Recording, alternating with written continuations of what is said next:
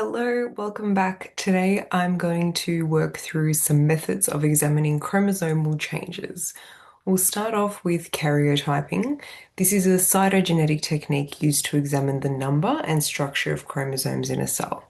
It involves arranging chromosomes into a standard format to identify numerical and structural abnormalities. For example, this is what a normal karyotype looks like. If it's pathogenic, then there might be a third chromosome on a particular spot, or there might be an extra X, or if it was, actually, is that normal? It looks like. Yes, it is normal. Sorry. I thought for the sex chromosomes, are they meant to look like that? Yes, they are. You can see even here, there's an X and a Y. But for example, for some syndromes, there might be like two X's and a Y. In Down syndrome, there will be three copies of chromosome 21 instead of two, and so on and so forth. So it's for diagnosing genetic disorders, including Down syndrome, Patau syndrome, and even can be used for certain cancer. Key features are that chromosomal banding is used, so G banding, Q banding, or C banding, to stain the chromosomes, revealing the characteristic banding patterns that aid in identification and analysis. And that's how we get them to look like this. Can you see that there are little bands here? When the cell is arrested in metaphase, they wouldn't automatically look like this. They are visible, and the bands are visible because of the staining. When we collect samples for this, we can collect blood, bone marrow, amniotic fluid, or skin biopsies. And these cells are cultured, arrested during cell division, and then stained for examination, as I said.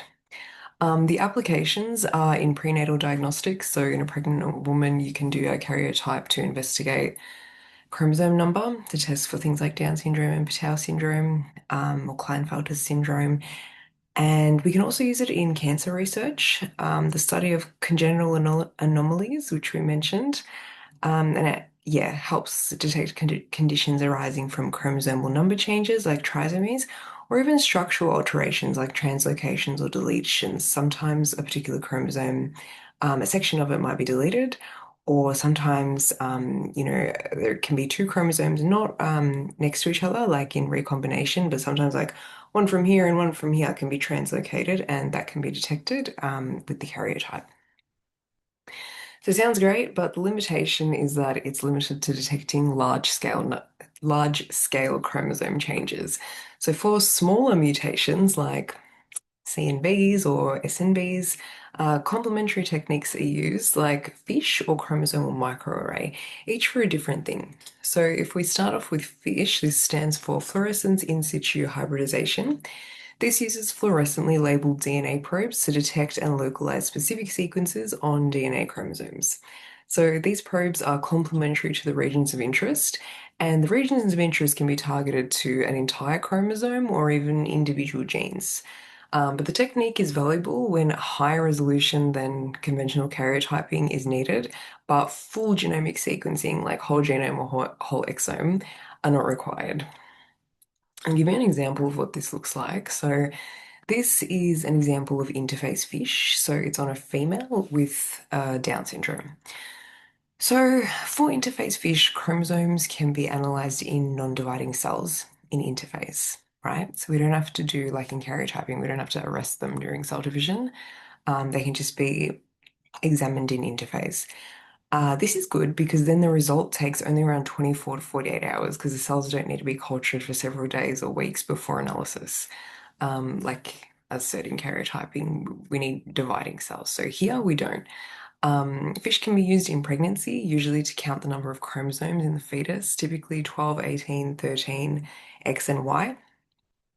And you can see here in this example, so chromosome 21 was labeled with the fluorescent dye red, and then 13 with green.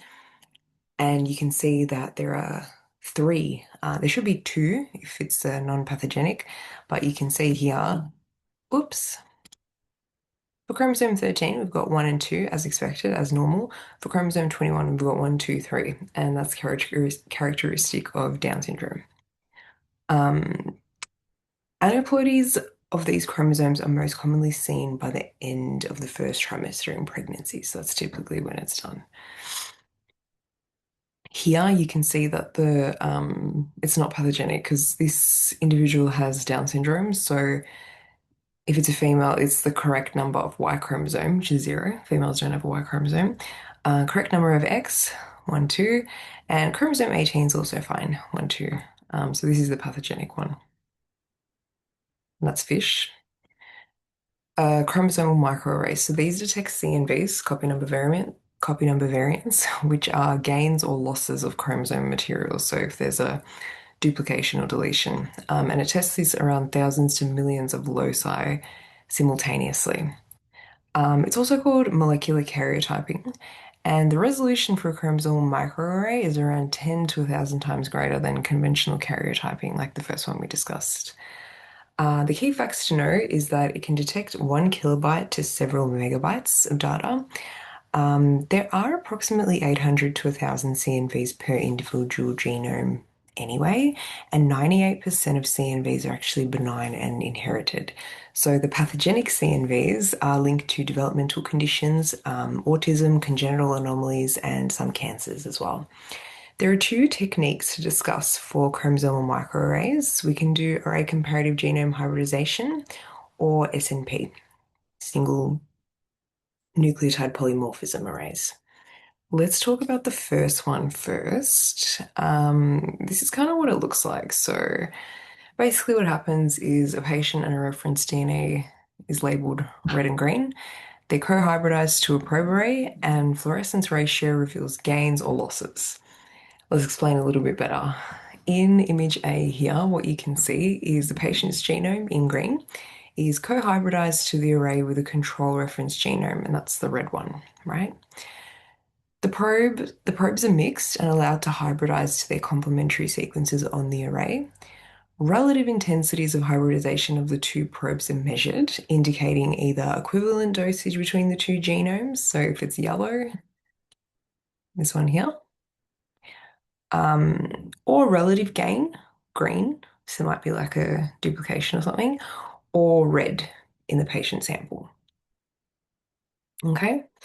In image B, this is a typical output, which plots the logarithm of the fluorescence ratios as a function of the position along the genome. So same kind of information, I guess, just presented in a different way. And you can sort of see where, because it's got the position on the x-axis. And then image C here, this is a array CGH result indicating a duplication. And the duplication, if you look, the dosage looks a little bit higher here. It's actually highlighted in green. It's a little bit hard to see, but there's an extra dosage of that genetic material there. So it indicates a duplication at this position.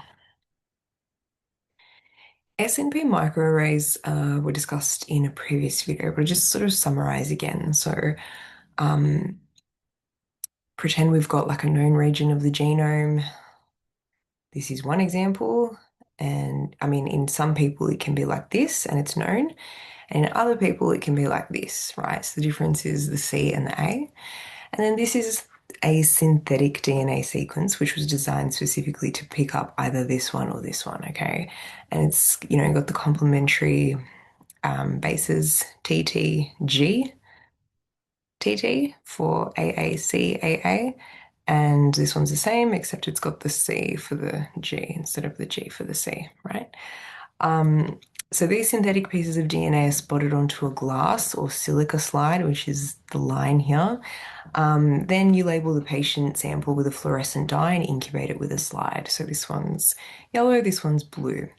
When it's incubated, the DNA will bind to a complementary sequence. And if the individual is homozygous for this sequence, as in on both chromosomes, they've got this sequence, it's going to come up like this, okay?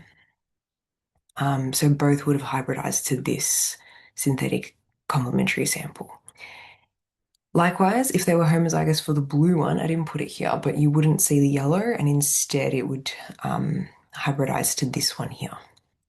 If they're heterozygous, so they've got both, one on each chromosome, oops, It would look like this. So both complementary synthetic DNA sequences would have been hybridized, and that's the result you would get. Combining both ACGH and SNP genotyping enhances diagnostic capability because this allows for simultaneous detection of CNVs as well as small intragenic changes. Okay. This is just a summary of characteristics of the particular test methods that we discussed. You can see kind of increases in resolution as we go along, with NGS being the one with the highest resolution and standard karyotyping being the one with the least. That's it. That's the end. So I hope this gave you a better understanding and simplified a little bit different methods of examining chromosomal changes. See ya.